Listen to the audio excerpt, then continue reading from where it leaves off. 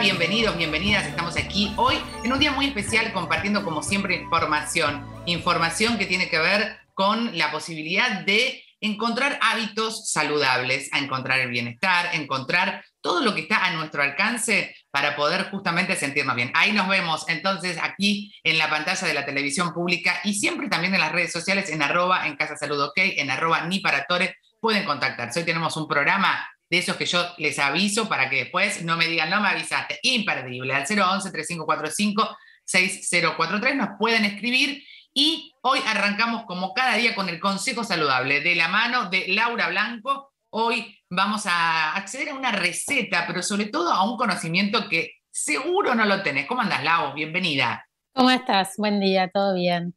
Sí, hoy les Bueno, quería contar sobre el mijo, que es un cereal buenísimo, sin gluten, y que la verdad que es muy sí. nutritivo, que está bueno incorporarlo. Mira, el Eh, mijo en es- que es tan característico también en nuestro país y que tan poco se consume, ¿no? Porque muy poca gente exacto, lo incorpora en su dieta. sí, sí, como que no es muy común, conoces más otros, pero no el mijo. Y la verdad que tiene un montón de beneficios, es ideal para las mujeres embarazadas, para los lactantes, para las personas que no comen, que son vegetarianas o veganas, porque tiene mucha proteína, no tiene gluten y además tiene hierro, magnesio, tiene vitaminas del grupo B, entonces es bueno para el sistema nervioso. La verdad que es un cereal muy completo y que estaría bueno incorporar en las comidas. Claro, y acá tenemos una receta donde rápidamente sabemos esto que nos decís, Laura, los beneficios, pero ¿cómo lo llevo a la práctica? Contanos de qué se trata. En este caso es un porridge, que es un plato muy común en Reino Unido, que es cocinar un cereal con agua o con leche y te queda como una papilla calentita. Es ideal para Sí, estos días de frío, ¿no? Entonces lo sí. cocinás una parte de mijo con 2 partes y media de líquido que vos quieras, lo cocinás a fuego bajito unos 15-20 minutos y ya está. Lo podés saborizar con canela, le agregás alguna especia que te guste y frutas si estás haciendo un desayuno y te queda un desayuno buenísimo. Vos decías, si estás haciendo un desayuno porque esta es la propuesta que nos traes, pero ¿lo puedo hacer en una versión Exacto. salada también? Sí, sí, totalmente. Lo podés cocinar con así de esa manera, pero con agua, por ejemplo, lo hervís Sí. común y después te queda como si fuera un arroz o una quinoa y lo podés combinar con vegetales, lo podés poner en ensaladas, en el relleno de una tarta. La verdad que es muy versátil y lo podés comer de Sí. muchas maneras. Mira, te veo hacerlo y en este momento imagino a alguien en casa diciendo, ¿qué desayuno para correrme de la tostada, del quesito untable y de algo saludable? Esta es una gran idea, una gran Claro, posibilidad.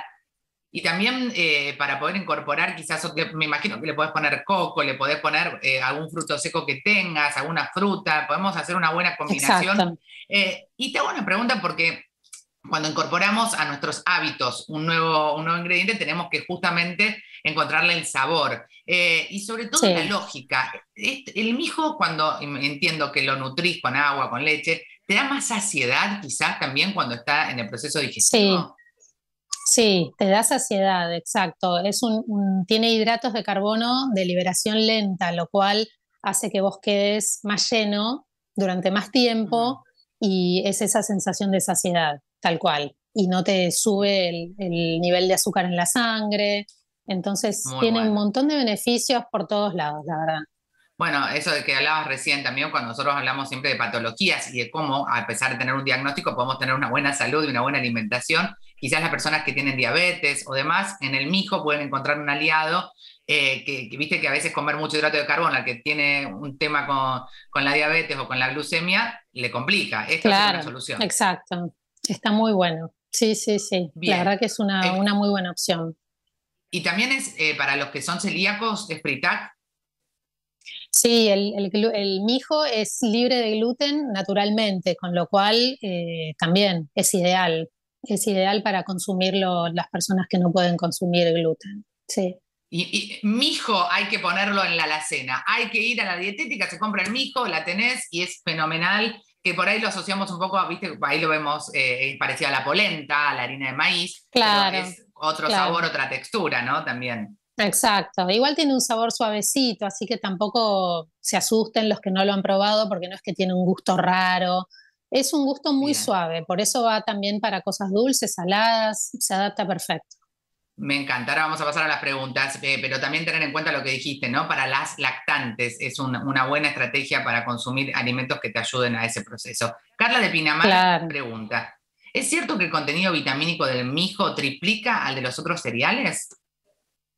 Tiene muchísimas proteínas, sí, muchísimas proteínas, Mira, vitaminas, es uno de los más completos, la verdad. Y no sé por qué no es tan común su consumo, ¿viste? pero Sí. debería serlo, porque la verdad que es muy, muy nutritivo, muy nutritivo. Sí, sí. Sí, Y es muy poco en nuestro país el consumo que tiene, por eso es que queríamos explicarlo, ¿no? Porque fíjate que mucha gente, incluso me pongo en atención a los que son deportistas de alto rendimiento, o los que entrenan todos los días, los que corren, que necesitan proteína, la pueden encontrar los veganos, los claro, vegetarianos, en el mijo. exacto, exacto. Sí, sí, sí, porque sirve para toda esa población, digamos, que tiene determinadas necesidades de nutricionales, como decís vos, los Claro. veganos, los vegetarianos, las mujeres embarazadas, para todo el mundo, pero para estos grupos, ideal, ideal. Fenomenal.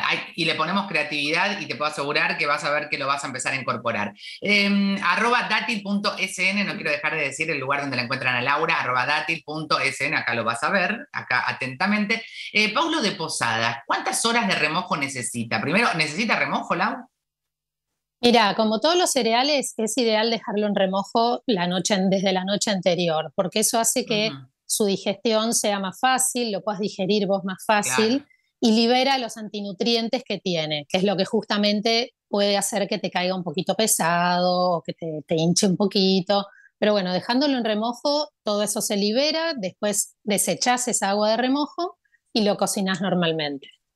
bien, lo enjuagás, digamos, lo dejaste en remojo, lo enjuagás con un poquito de agua y desechás el agua de remojo y Exacto, listo. Y después se cocina. y ¿Cuánto listo, lleva más o menos tal cual. cocinar el mijo? ¿Qué tiempo? Mira, una vez dejado en remojo, que también lo Sí, ablanda, solo claro. unos 15, 20 minutos ya está listo. Es Ah, más súper fácil. rápido. Sí, sí, Me sí, imagino súper hacer rápido. ensaladas también, ¿no? Es otra opción, ensaladas. Sí, tal cual. En ensaladas va perfecto porque lo tenés en la heladera en un recipiente cerrado Claro, y lo podés combinar en ensaladas como podrías ponerle quinoa o cualquier otro cereal. claro, fantástico. Perfecto. Sofía de Hurlingham dice, ¿con qué otro cereal podemos hacer el porridge? Que es esta receta que decíamos al comienzo, Sí, ¿no? Que es como exacto. Que es una cremita que queda. como una, sí, te queda como una papilla porque queda Sí, blandito y con el líquido. Se puede hacer con avena, en realidad es como muy común con avena. Yo no lo hago con avena sí, porque prefiero hacerlo sin gluten, pero el que no tiene problema con claro. el gluten. Y podés usar también quinoa, podés hacer un porridge de quinoa perfectamente, que tiene una textura similar al mijo, con trigo sarraceno en grano, todos Trigo cereales muy, muy sarraceno, mira, Lau, nutritivos. otro día vamos a hacer algún pan o algo de trigo sarraceno o alguna receta, porque es a tanto como el mijo, el trigo sarraceno, viste que no están tan incorporados en nuestra dieta y son fantásticos. No, exacto, exacto. Son muy, muy buenos. Sí, muy Me, nutritivos.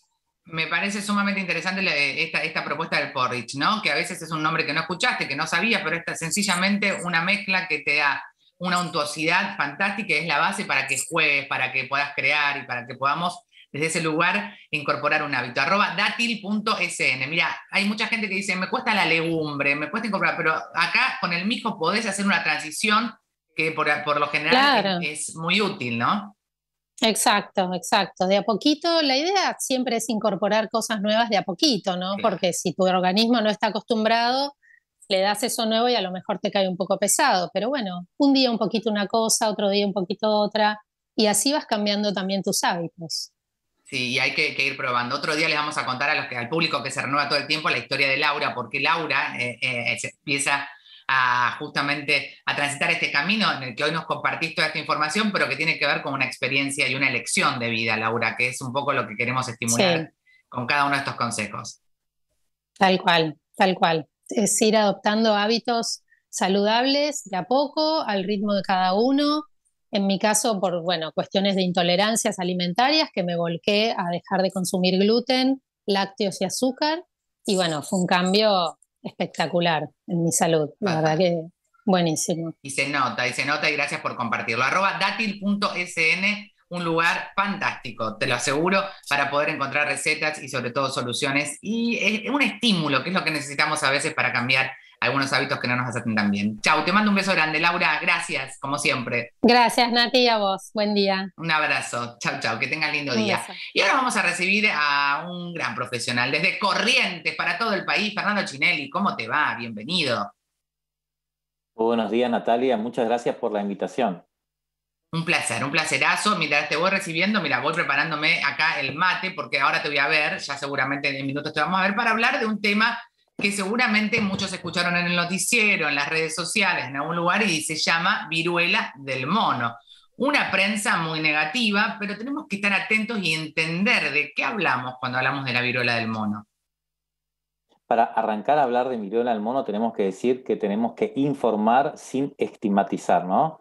Y está habiendo Sí, muchas cosas con respecto a la información de viruela del mono que debemos aclararla para no generar discriminación hacia ciertos colectivos que no tienen nada que ver con lo que es esta infección, ¿no? Así que vamos a hablar que la viruela del mono tiene que ver con una zoonosis que tiene su origen en África Central, se descubrió allá por 1970 y afecta fundamentalmente a reservorios en el ámbito silvestre de África. Uno de ellos son los monos. ¿Y qué pasa? El ser humano, al tener contacto muy cercano con estos animales, se puede producir el contagio con esta enfermedad. Como estamos viendo ahí en las imágenes, se caracteriza por lesiones en la piel, fundamentalmente vesículas, que van a evolucionar a costras y que son muy infectantes, ¿no? Porque cuando uno tiene contacto estrecho con esas lesiones en la piel, sí. produce el contagio. Que es cuando tiene la ampollita que tiene el líquido, ese líquido que está dentro es el que te contagia, ¿no? Ese líquido que tienen las vesículas son muy contagiosas y por eso contagian el contacto estrecho con las personas y esto puede ocurrir en cualquier persona, ¿no? Actualmente tiene que ver con el colectivo, diríamos, de sexo que tienen hombres con sexo, pero también puede afectar a otros grupos poblacionales, así como cuando arrancó el VIH, todos estamos, diríamos, en riesgo de poder contagiarnos si estamos en Mira, contacto con me una persona resulta, con viruela símica. claro, muy importante lo que decís, porque la Organización Mundial de la Salud dijo que justamente el 98% de los casos eran de personas que tenían sexo, hombres con hombres.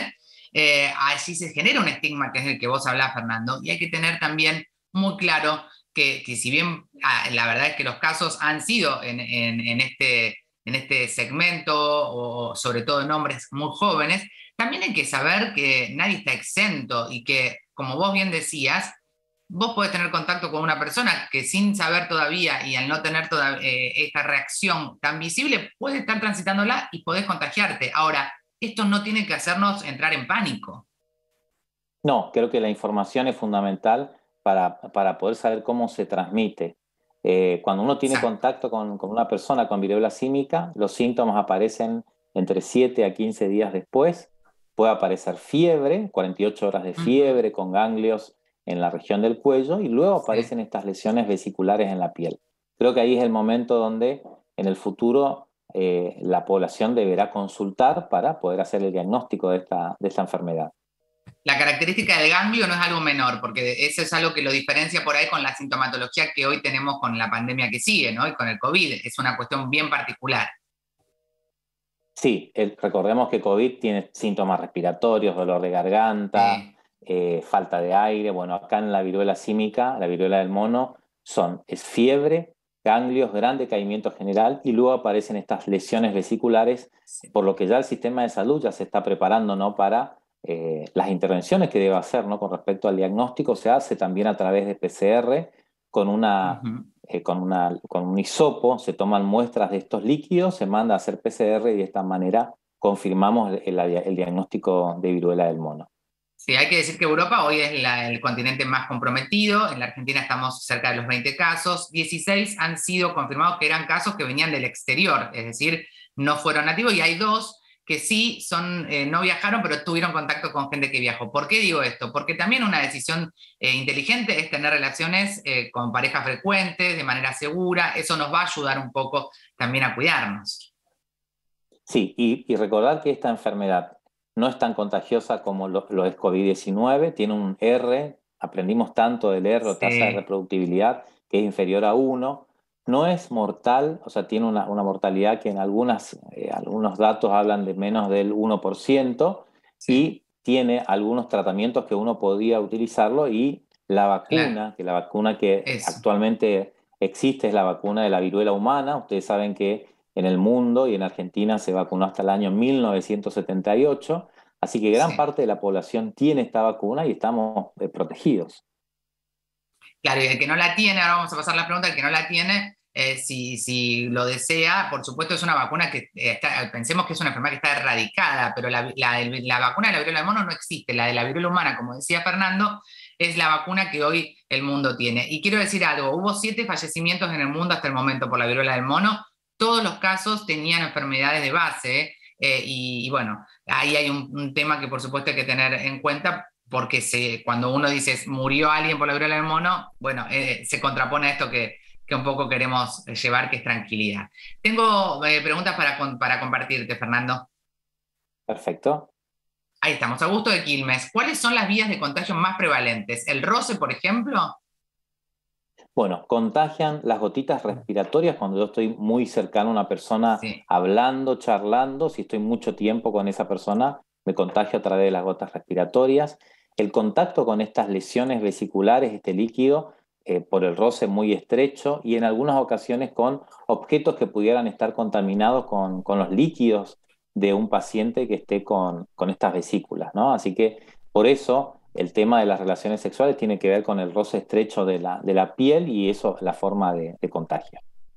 Sí, arroba Fernando Chinelli, si tenés alguna duda, consulta, lo podés seguir, como siempre lo sugerimos, lo tenemos acá durante toda la nota en la red social. Lucía de Monte Quemado, ¿cuál o cuáles son las diferencias entre la viruela con la viruela tradicional, la viruela del mono, de la viruela que hablábamos recién, ¿no? Humana. Bueno, con respecto a la vía de contagio, son similares, o sea, son idénticas. Sí, tenemos que decir que viruela humana tenía mucha más mortalidad, tenía mucha Sí. más contagiosidad, así que esta es una zoonosis que está por debajo, diríamos, de los índices de contagiosidad y muerte de viruela humana. Claro, y ahí es donde la gente dice, bueno, ¿y por qué la OMS declara la alerta internacional? ¿A qué se debe? Bueno, fundamentalmente porque puede afectar a grupos poblacionales muy debilitantes o frágiles, que son los mayores de 70 años, las Sí. embarazadas, los inmunocomprometidos y los niños, ¿no? Estas poblaciones en donde el sistema inmune está relativamente inmaduro y en algunos casos Sí. deficiente, pueden tener casos de viruela del mono graves y por lo tanto, alerta, ¿no? De estar ocupándonos de este tema que es la viruela símica. Bien. Y es muy importante también, claro, porque aparte había países donde no se hacía nada, ni se habla, entonces hay que generar una alerta para que, bueno, quizás reaccionen un poco, ¿no? Lamentablemente. Maxi de Luján de Cuyo, ¿tener sexo de manera promiscua aumenta la posibilidad de contagio? Porque cuando hablamos de Bueno, promiscua es que estás con más de una pareja, más de una sí, persona estamos, y sin el número protección, ¿no? el número de contactos sexuales, ¿no? Puede aumentar la posibilidad de que hayan personas, inclusive hay trabajos que hablan de personas asintomáticas, ¿no? Que 48 a 72 horas previas de que aparezca la fiebre y los ganglios podrían contagiar, ¿no? Entonces, por lo tanto, Claro. en este tiempo, diríamos, poder tener relaciones protegidas responsables en este tiempo para poder ocuparnos de no contagiarnos de viruela símica. Claro, sí, sí, siempre es importante recordar la protección. Igual, acá surge una duda que la comparto con vos, es el uso del preservativo, en el caso de tener una relación, no termina de garantizarte, en este caso puntual con la viruela del mono, el no contagio, porque las ampollas no siempre están en la zona anal o rectal, que es donde a veces también hay ampollitas, ¿no? Y ese roce de piel con piel puede generar también el contagio. Sí, acá tiene que ver el contacto con las vesículas, tiene que ver con las gotitas respiratorias Sí. y el contacto muy cercano con objetos contaminados. El rol que pueda tener el semen o los fluidos vaginales, la verdad que aún no lo sabemos. Exacto. Arroba Fernando Achinelli es la red social donde lo encontrás a Fernando, estés donde estés, él está en Corrientes, pero donde estés, le escribís y seguramente vas a poder encontrar más info precisa y confiable. Manuela de Arrecifes dice, que exista una vacuna de la tradicional haría más fácil descubrir la que combata a esta variante del mono, es decir, la vacuna de la viruela humana serviría como un avance importante para desarrollar una futura vacuna de viruela del mono. Interpreto que es esa la pregunta de Manuela.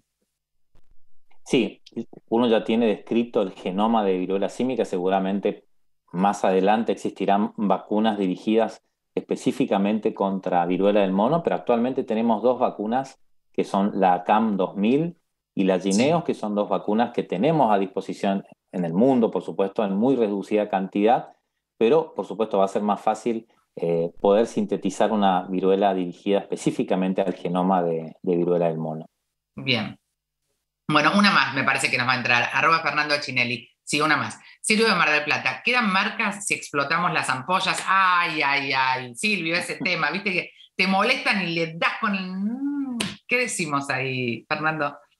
Bueno, en estas lesiones es preferible no explotarlas, ¿no? Porque pueden quedar manchas hipercrómicas que seguramente pueden dejar algún tipo de cicatriz, ¿no? Así que evitar rascarse, evitar hacer cualquier lesión sobre la piel, porque siempre pueden quedar cicatrices en la zona.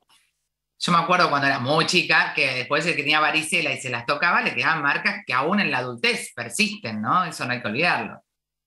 Sí, zonas hipercrómicas de lesiones en la cara, en el cuello, en alguna parte del cuerpo. Bueno, Fernando, gracias por ayudarnos a entender de qué hablamos cuando hablamos de viruela del mono, de qué es lo que tenemos que hacer para cuidarnos y sobre todo para no entrar en un camino en el que la alerta nos hace tanto daño, no en lo físico, sino también en la salud mental. Así que @Fernando Achinelli, ahí lo encontrás, y siempre muchísimas gracias por acompañarnos en este camino de informar y de formar.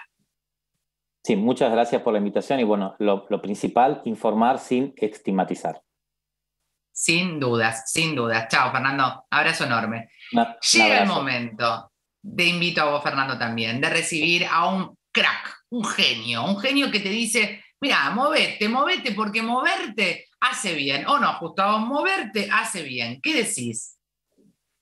Así es, Nati, buen día. Buenos días a toda la audiencia. Moverse y moverse en forma práctica, en forma que dé resultados en el menor tiempo posible, porque todos estamos todo el día muy ocupados. Entonces, no podemos estar 3 horas entrenando. Lo que sí podemos es ser muy prácticos en 20 minutos o en 30 minutos y sacar el mejor resultado posible al entrenamiento.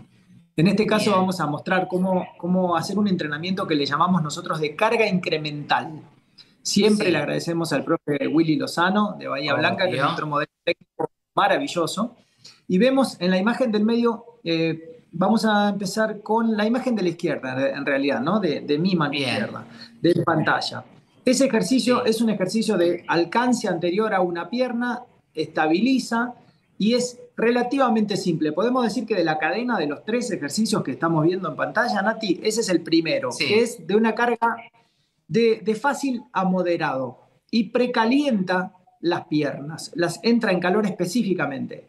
El de la derecha es una sentadilla con un poquito de peso, que es un poco más difícil que el primero, es el segundo ejercicio, por eso se llama carga incremental. El primero es uno funcional simple, el segundo es uno un poquito más intenso y el tercero es un ejercicio tradicional, en este caso el sillón de cuádriceps, que podemos encontrar en cualquier gimnasio. Y de esa forma tenemos una hipertrofia de poca voluminosidad, pero muy buena, de calidad, de fuerza, para gente que no quiere agrandarse demasiado. Siempre tenemos nuestras clientas o alumnas que dicen, yo no me quiero poner así de grande. Bueno, no te vas a poner así de grande, te vas a poner así de fuerte, con el mismo cuerpo que tenés ahora. Mira, lo que dijiste recién es una palabra justo que a veces se interpreta mal, que es hipertrofia, que no es algo negativo y que es necesario, y me gustaría que expliquemos por qué. La hipertrofia es la madre del cuidado o la madre de las cualidades físicas que van a cuidar tu vida hasta el último momento. Lo que va a ayudar a un adulto mayor a tener músculo, lo que va a tener el músculo sano, lo que va a mantener el tono muscular, por lo tanto músculo, hueso y tendón fuerte. La hipertrofia es como el alimento que nos mostraba hoy la profesional Laura, que comenzó el programa, Laura. La hipertrofia sería al cuerpo lo que el mijo a la alimentación, ¿no? Una cosa así, muy saludable, muy importante, y la gente grande, sobre todo, piensa que no puede hacer hipertrofia porque estoy viejo. Exacto. Y eso no es así. Bien. Todo lo contrario. Todo lo contrario. Absolutamente. La hipertrofia es el objetivo a perseguir en salud física, junto con la salud cardiovascular y la flexibilidad. La hipertrofia está relacionada con la fuerza y con el músculo, lo que sostiene el esqueleto, lo que nos da la postura, lo que nos ayuda a permanecer largas horas sentado. Nati, te diría que la hipertrofia, el corazón, la salud cardiovascular y la flexibilidad son las cosas más importantes que tenemos que tener. Mira, y vos dijiste algo que a veces pasa que tiene que ver con lo emocional o con la interpretación, ¿no? Si nunca hice actividad física, yo tengo 70, más de 70, y digo, bueno, ya no hice, ya está perdido. La verdad es que no es una buena decisión, porque no importa lo que no hiciste, lo que importa es lo que hagamos de acá para adelante, ¿no? Pero sí, hay alumnos que comienzan a entrenar a los 70 años, claro, después de un infarto, después de una ACV, cuando tomaron conciencia por temas médicos o por salud, dijeron, bueno, yo voy a probar, porque la gente adulta de 70 años o más no tiene la cultura, a lo mejor, de haber sido deportista de joven y de haber tenido una buena educación física. Esa gente se dedicó a trabajar y nada más. Entonces los estímulos físicos, si no hizo deporte, es muy poco lo que puede hacer. Entonces llega mucha gente al entrenamiento de 70 años que recién comienza. Y nosotros con este sistema de carga incremental, donde, fíjate qué curioso, que el ejercicio de estar parado ya te entrena el equilibrio, te entrena la estabilidad, te entrena la fuerza, es decir, los músculos estabilizadores. Y después, cuando estás sentado o acostado en una camilla, como vemos en la imagen del medio, solo trabaja el músculo localizado. Y esta es una diferencia muy grande que hay que hacer. Los ejercicios de pie son más funcionales que los ejercicios acostado o sentado en un banco. ¿Por qué? Porque los estabilizadores no trabajan en una máquina. En una máquina entrenás el músculo. De pie entrenás el movimiento. Claro. Cuando entrenás todo junto, tenés lo mejor de los dos mundos, Nati. Me parece fenómeno. Mira, y veo la primera imagen, que es cuando, que no me acuerdo el nombre, pero es como que uno tiene que hacer como un peso muerto y a la vez tiene que hacer un movimiento de paso. Vuelvo a mi punto de eje y vuelvo al peso muerto, ¿no? Muy bien observado. Muy bien observado. Se llaman estocadas con alcance. Y lo que nos permiten, además de entrenar la fuerza, es lograr ese rango de movimiento que necesitamos para atarnos los zapatos, para levantar un peso del suelo. Un adulto mayor no necesita el estiramiento estático, ese que se hacía antes, así a ver hasta dónde llegás. Ese estiramiento no dice nada. El estiramiento funcional es el que te dice algo. ¿Qué tan lejos puedo llegar para atarme los zapatos sin caerme al suelo? Tengo el rango de movimiento para agacharme a levantar unas llaves que se cayeron, unas bolsas de la compra. Ese es el rango, y otra cosa, el rango funcional. Y de otra cosa que me parece, no sé, vos me dirás si es correcto, ¿sabés qué? Cuando caminan, viste que hay muchos que arrastran los pies porque le perdieron la fuerza también. Esto que vos decís también nos va a permitir quizás evolucionar en ese aspecto, ¿no? Así es, Nati. Para eso tenés el fantástico ejercicio que está haciendo Willy en la imagen de la derecha, que son las estocadas. Esas estocadas nos abren la cadera, elongan el psoas ilíaco, que es el músculo que con los años y la posición de sentado se va acortando hasta que pierde la fuerza y el rango. Por eso esas personas mayores que caminan como dando pasitos cortitos, es porque no tienen la estabilidad para abrir la cadera y dar una zancada, porque tienen miedo a caerse, porque ese músculo perdió la fuerza y perdió la flexibilidad. Y en el entrenamiento nosotros, fuerza y flexibilidad es lo mismo, porque trabajamos la fuerza en el rango de movimiento y eso es flexibilidad funcional. Fundamental, claro. Totalmente. @justoaon, lo encontrás en todas las redes sociales. @justoaon, fácil de acordarte, anotalo, es genial poder acercarte a esta experiencia. Y finalmente, decirte que si armás una rutina, elegite unos ejercicios que los puedas hacer aunque sea en casa y como dijo Justo, 30 minutos es una dosis que hace algo que por supuesto nos garantiza bienestar. Te mando un beso grande, Justo. Gracias siempre. Adiós. Gracias por estar acá, por acompañarnos. Y gracias hoy extensiva a nuestra querida compañera Sol Pence, que está atravesando un momento muy difícil en su vida personal, que es una gran profesional, pero sobre todo es una gran mujer, una enorme luchadora a quien admiramos profundamente, y lo digo en términos personales y también, por supuesto, en nombre de todo el equipo que hacemos en Casa Salud y los compañeros de la televisión pública. Un enorme abrazo para vos, Sol, te queremos, y por supuesto te acompañamos a vos y a tu familia en este difícil momento que estás atravesando. Nos despedimos, hasta mañana. Como siempre, 9:30 en punto, nos vamos a encontrar aquí tratando de aportar un granito de arena para que construyas un mejor hábito y una mejor manera de vivir. Gracias.